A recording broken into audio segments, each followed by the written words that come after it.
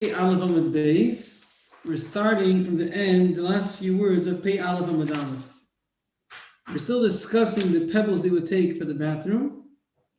So we spoke about the fact that you're allowed to move them around on Shabbos, although they should have been muktzah. But since we need them for a person's dignity, therefore you're allowed to move them around. So now we're going to go on to speak about another thing which we would think would not be permitted with these pebbles. And nevertheless, it's allowed for people's dignity. So the question was, what do you have to carry them a long way? What if you have to carry them a long way? So it's not just muktzah, but it's tircha. It's a bother. You're not allowed to, midrabanan, you should not do any work which requires an extra hard work, an extra bother on Shabbos. So would that stop you from carrying a bunch of pebbles to a far place where you need to go to the toilet? So the last line, Rabbi bar Rav Shila min Rav Chisda. Rabbi Deshana Rav Shila as Rav Chisda, Ma'u la'aloisam acharav lagag.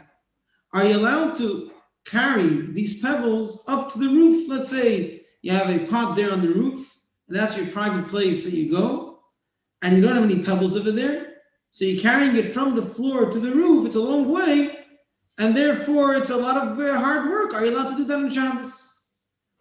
Rav Chisda answered back, Godel kvoid habriyos. The honor, the dignity of Yidden, of human beings, is so great. One second. It's so great that the honor of the Yidden is so great.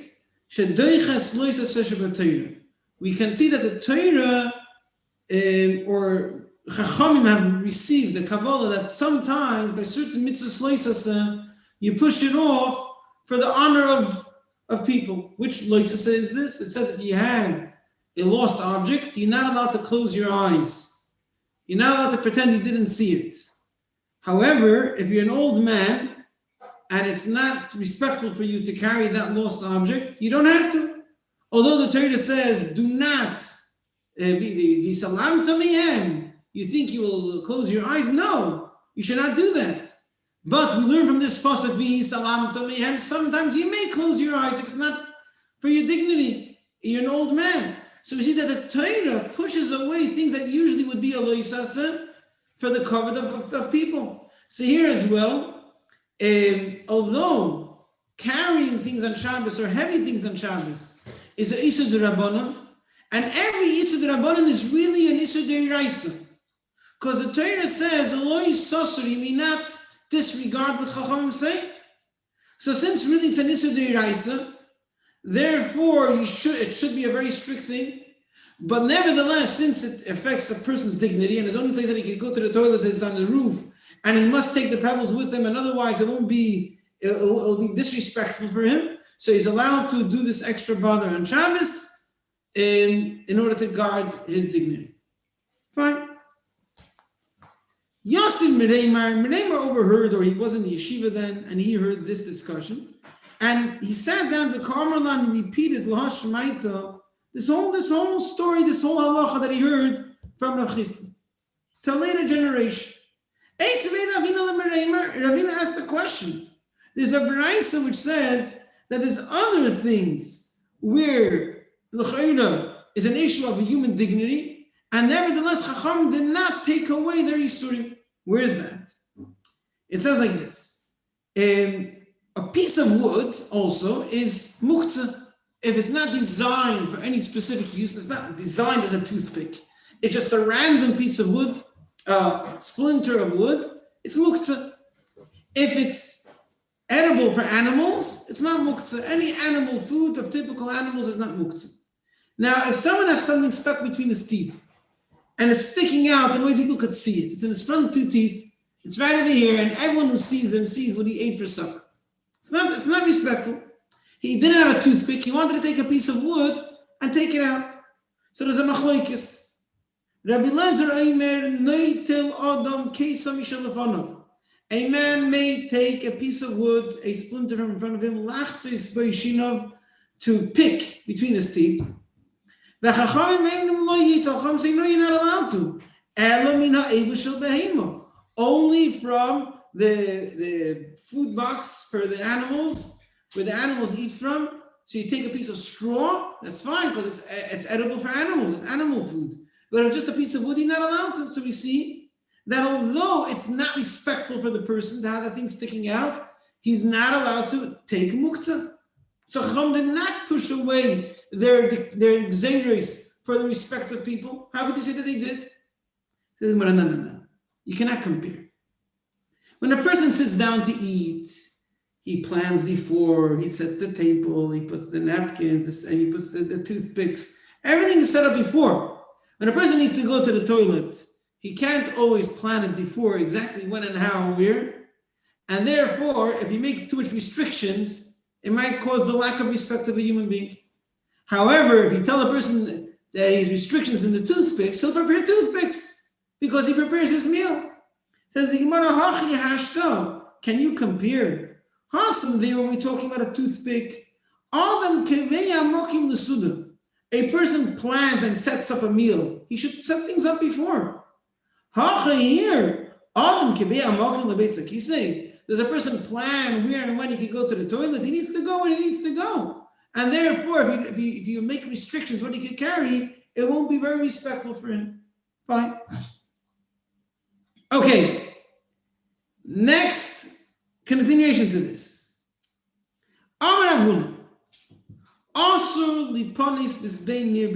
Again, as we were talking about on Shabbos going to the toilet, and on the fact that a person cannot always plan where and when to go. So what if he's stuck on the road, he's walking, and there's a field right next to him, but not a field where things are growing, but a field where they have just plowed it. So he says he's not allowed to go to the toilet in that field. Why not? So let's see. Let's try to think what could be the reasons. Maybe the problem is I'm entering my friend's field and I'm stepping on the plowed field and I'm ruining his hard work. Maybe I'll say I'm stepping on the plowed field, I'm ruining it. If that would be the reason, afilu b'chol lami. That would be a issue in the week there as well. Why is he saying on Shabbos? Well, let's think about another example. Mishum asabim. If he's going to have pebbles on the side over there in this plowed field, the field is moist because it was plowed, and therefore it will make things grow on these pebbles. And therefore, while he's wiping himself, he might remove the greenery which has grown on these pebbles. He might remove them, and therefore will be a problem of detaching things on Shabbos. Maybe that's the issue. Says the Gemara, no. V'hamar Lakish, interesting thing. If grass was growing, not grass. One second. Yes. I don't know exactly how you call it. This grows, the green things that grow on rocks. Moss. What? Moss. Must. Moss. M-O-S-S. M-O-S-S, moss. So if you have a rock which moss grew on it on Shabbos, so then you're allowed to wipe yourself with it. And nevertheless, if you detach intentionally the must from the rock, you're chayiv. It's Isha Deraisa. How does that work? Because we hold like Reb Shimon that whenever you do an act of malacha without intention, and it's not an act which is inevitable, it could not happen, it's possible not to happen, then it's not a problem. So when he's wiping himself, the must won't necessarily go off the rock. And therefore, even if it does, it's not a problem. Although you're not allowed to take it off because it's an Isur Deraisa, according to our version in the Gemara, but you're allowed to use it, so it's not a problem. The problem is not the must that's growing on the rocks. Hello, what is the problem? Maybe he'll take some earth from a higher place, and throw it in the lower place. He wants to cover up his mess. So he'll take a piece of earth from one place and cover the other place. And the problem is he might straighten the land as a result. And when he's straightening it, he's doing the malacha. It's like part of plowing. He's fixing the field by the fact that he's making it straight. Umichayev will be chayev b'deraisa mishum derabba, like what Rabbi said. The Omar Rabba, hoysole gumo. If someone had a ditch, v'tomima, and he filled it up. Bebayis, if it's in his house and he has an earth floor, chayev mishum boina. The malacha is you're building your house, you're fixing your house. Besod, if it's in a field, chayiv mishum chodesh, we said this before, then it's considered plowing because that earth that you filled that ditch with is softer and it's more capable of taking the seeds. So you're fixing the land, either the house by building it, in the field by you're plowing it. So here, if he's going to go to the toilet in a plowed field, he might remove a piece of earth, which is you could find over there, and cover up, and through that, he's like plowing the field, and therefore he's not allowed. Fine? Okay. Now, the Gemara is going to deal now with this subject of this rock with the muss. Now, it sounds like he's saying that removing the muss from the rock is Eisur D'Oraisa, and wiping with it is allowed. Now, when you're wiping with it, you're lifting it. And when it's on the ground, it seemingly takes some of the nutrients that are in the ground, and then helps it grow. So when you're lifting it, that itself, l'chayra, should be considered detaching. And we see such a concept that it says, if you have a pot, a flower pot, a plant pot, so if it has some holes in the bottom and it's on top of the ground, then it's absorbing, it's growing also through the ground, not just from what's in the pot. And therefore, if you lift it off the ground, it's considered detaching. So l'chayra, why are you not to lift this rock? You're detaching it. Says the Gemara, let's see. Gufa, let's deal with this statement we just brought before. Amar Shlokish. Tzrei she'olu b'yasav, a rock which muss has grown on it. Mutar l'kanech, but you're not to wipe with it. But if you detach it, you're chayiv chatos. Now, what we see is you're allowed to lift it. Amar Papa, Shmami Nomed Rish Lakish, we can understand from Rish Lakish. Hai parpisa shari l'til tule. A parpisa may be moved around. What's a parpisa? So it could either mean a flower pot with a hole in the bottom, or it actually means a very interesting thing in the name of the Go'onim.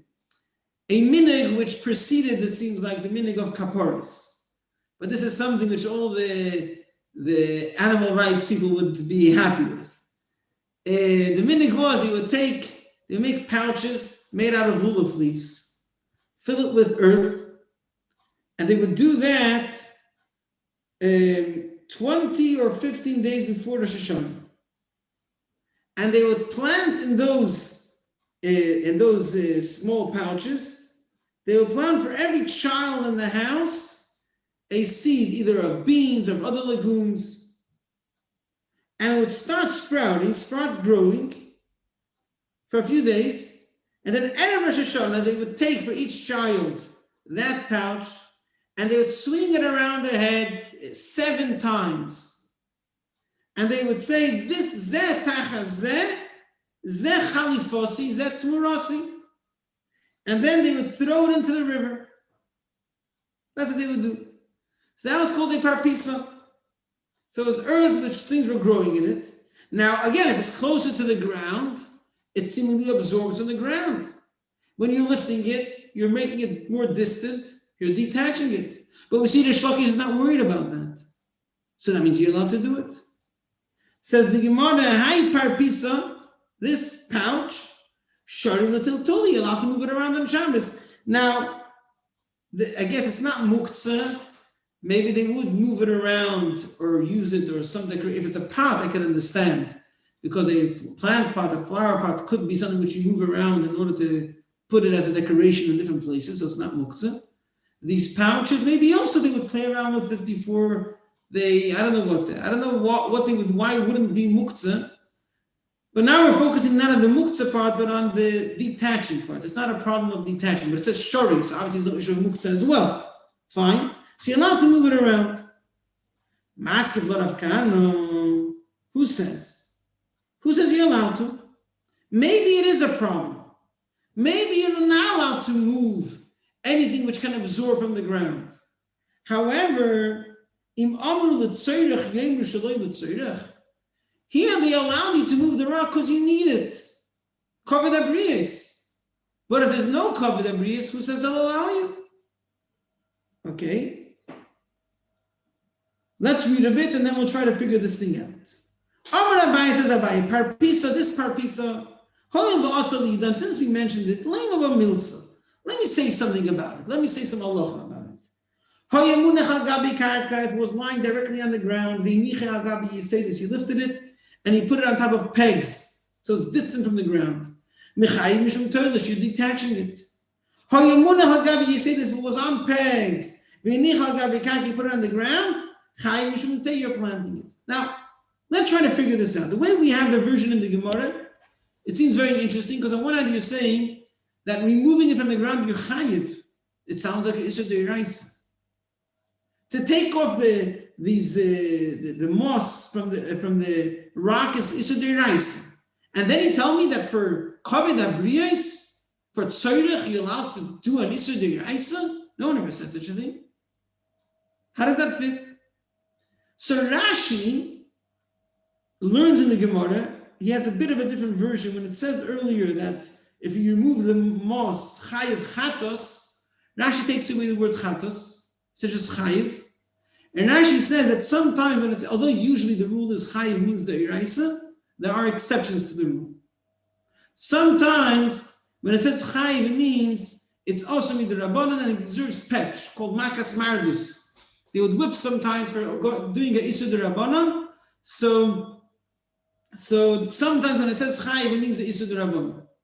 So here it means the isur derabanan. Since you're not literally detaching it from the ground, it's isur derabanan, and therefore for kavod abriyos they allow you to do it. The Rambam learns otherwise. The Rambam learns that it's a isur deraisa, as we see from many places. That it is a isur deraisa that if there's a hole in a flower pot, it's considered connected to the ground, and lifting it is considered detaching it. So he learns in this Gemara that what was allowed, when you were allowed to move this rock, was when it was on pegs. And even when it's on pegs and it's distant from the ground, midrabanan, you're not allowed to move it. For no reason, because you might come to remove it when it's close to the ground.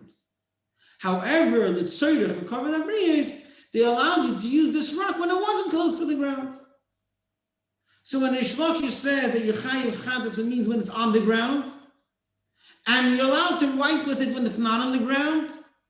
And midrabanan, there's a problem to move it even when it's not on the ground, because you might remove it when it's on the ground. That's according to the Rambam. That's how we figure out this issue in this Gemara. Fine? Okay. Now we're going to another subject about different things that you could wipe with in the toilet in general. Amar Rabbi Yechanan, also the kanech becheres b'Shabbos. On Shabbos, you may not use a piece of earthenware, a piece of utensil made out of clay. You cannot use that to wipe on Shabbos. Why not? Why is earthenware worse on Shabbos than a rock? If anything, earthenware is a keli, is a utensil which is allowed to be moved on Shabbos. And a rock is not, and it's a chiddush, you're allowed to move a rock. Of course you're allowed to move earthenware utensil. Why should it be any worse? My time and why? Now there's different parts of this earthenware piece. It could be when it broke and you're using the sharp edge. Now that's dangerous, that could cut. So if you talk about using the sharp edge, then you're never allowed to.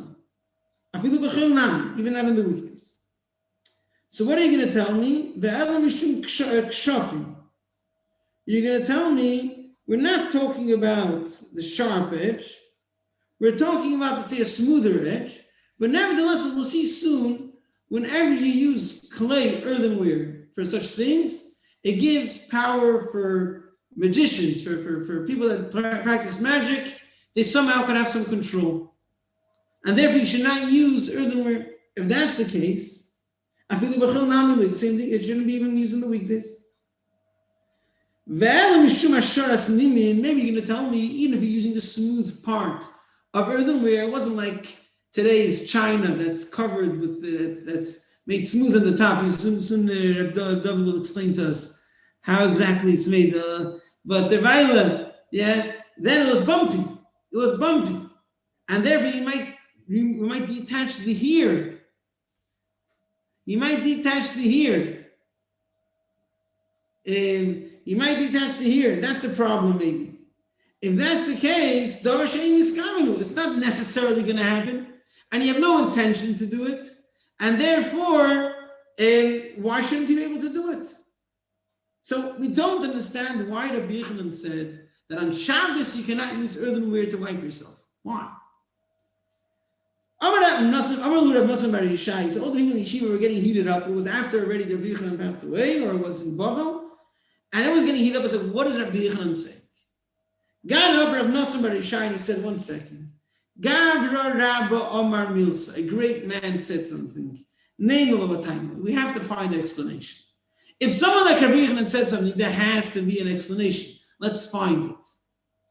So he said like this: you might think that on Shabbos we will allow you to use earthenware, although the weekday not. Because it's preferable on Shabbos. Because a rock, a pebble is muktzah, and this is a utensil. So maybe although the weekday we're worried about kishuf, on Shabbos we say, you know what, you're doing it for a halacha reason, you're protected. Maybe. He says like this, in the weekday for sure it's not allowed. Since it's a utensil, maybe that's preferable, in order that you shouldn't have to take a rock, take a pebble, even a broken piece of clay, as we'll see soon, can still sometimes be useful. A broken piece of earthenware. So maybe that's preferable. Yeah? So he says, Kamash Malam, no. Protect yourself like in the weekdays. Don't be machmir. Take the pebbles. Don't take things which are questionable in the weekdays. Be as safe as is in the weekdays. Right? Now, Rabbi wasn't in that yeshiva, and he would teach this halacha of Rabbi Yochanan, or he was chazering the halacha of Rabbi Yochanan, and he just offered his own explanation. Why would Rabbi Yochanan say such a thing? So Maslin, the first thing that came to his mind was Mishum Hasharas Nimin, because he's detaching here. The Kashli, the Rabbi Yochanan, and the Rabbi Yochanan. So he had a contradiction. 1 second. Miyamar Rabbi Yochanan also the Kanech Mecheretz b'Shabbos. The Rabbi Yochanan say you cannot wipe yourself with earthenware on Shabbos. Alma, from this we see Dover Shem Miskam in Asur. How come? That whenever there's a Mishnah without a name, that's the halacha. Utanan, there's a Mishnah which says Nazir Chayfiv Umefasfis. A Nazir who's not allowed to detach his hair is allowed to smoothen his hair. He's allowed to rub and scratch his hair. Although he might detach some hair, because he's not intending to do it, and it's not definitely going to happen. He's not allowed to comb with a hard comb that's definitely going to detach hair. Like on Shabbos, you're not allowed to use a comb, only a soft brush, because when you use a comb, it definitely detaches hair. Depends where. If you have just a small bit of hair, it's not definitely going to detach. It's fine. But if you're combing long hair or a beard, it's definitely going to detach, and therefore it's not allowed on Shabbos. So same thing on Nazir is not allowed. But we see that if he's not intending to do it, although it might happen, but it's not definitely going to happen, he's allowed to. That's a Stam Mishnah like Rabbi Shimon, that Dover She'enim Miskam, they have no intention to do it. Even if and it's not definitely going to happen, I'm allowed to do it. So the same on Shabbos. I can wipe myself with something that might detach here. It's not for sure going to happen.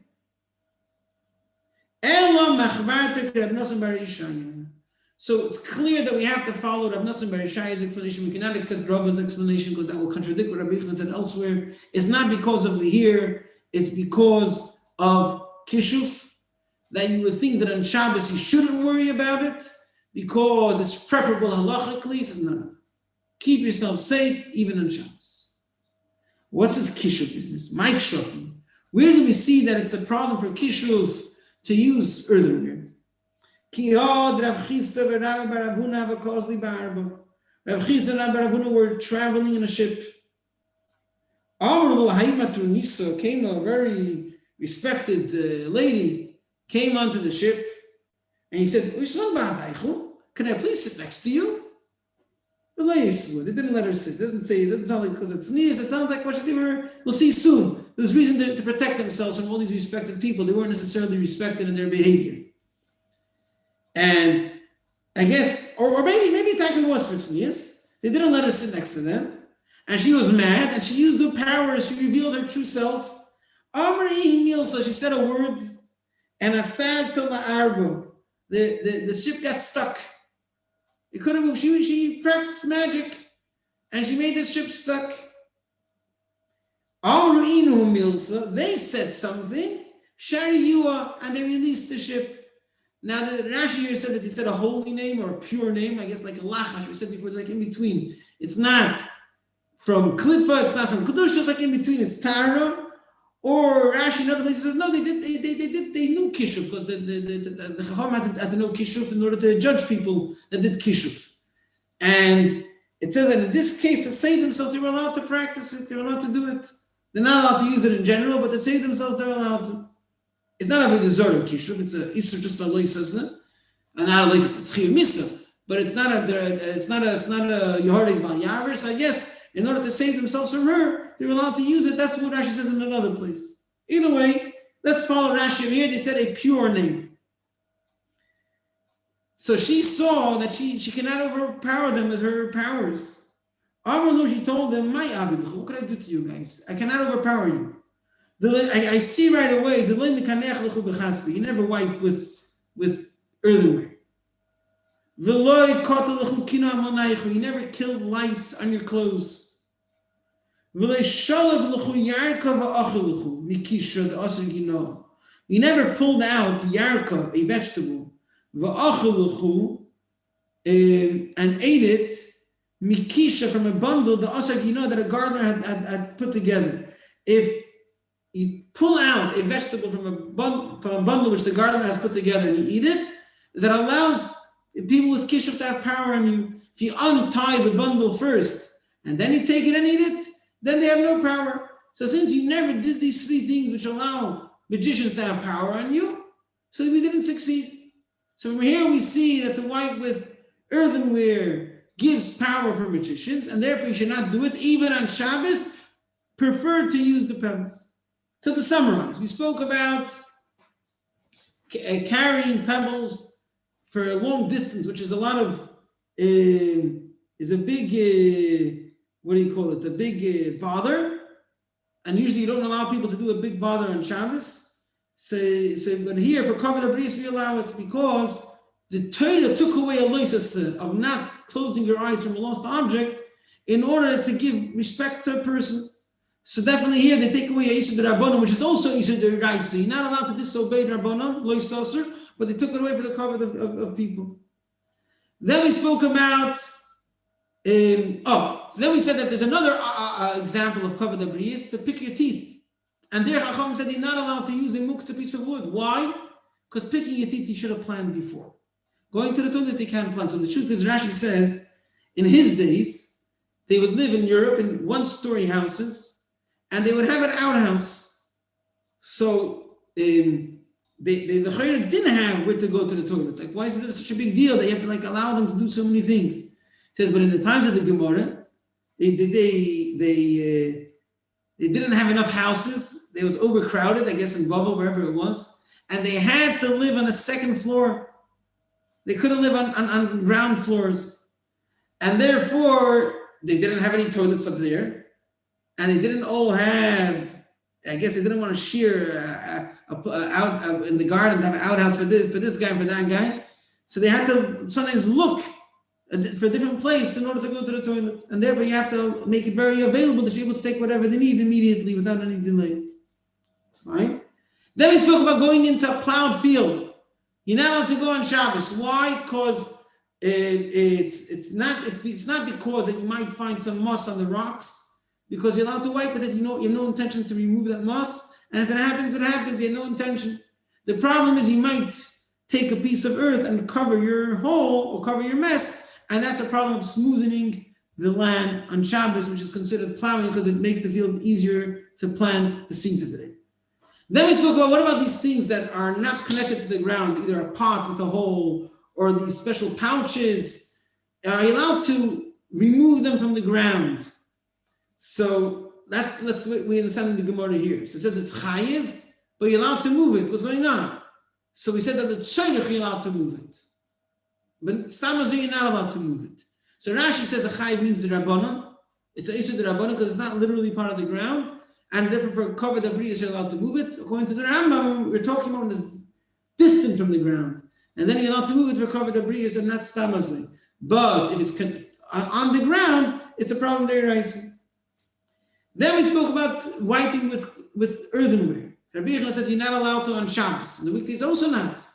You would think on Shabbos you're allowed to because it's better halachically, because it's a keli, better than pebbles. So no, since it could help for kishuv, don't use it even on Shabbos. The fact that it detaches here is not a problem because you have no intention. And Rabbi Yechon would never say that it's a problem because he says that halacha is like Reb Shimon, because it's a stam mishnah like Reb Shimon, that things they have no intention you're allowed to do. The problem is that it's kishuv, it allows kishuv, but you would think that on Shabbos you're allowed to because it's better halachically. He says no, even on Shabbos you shouldn't do it.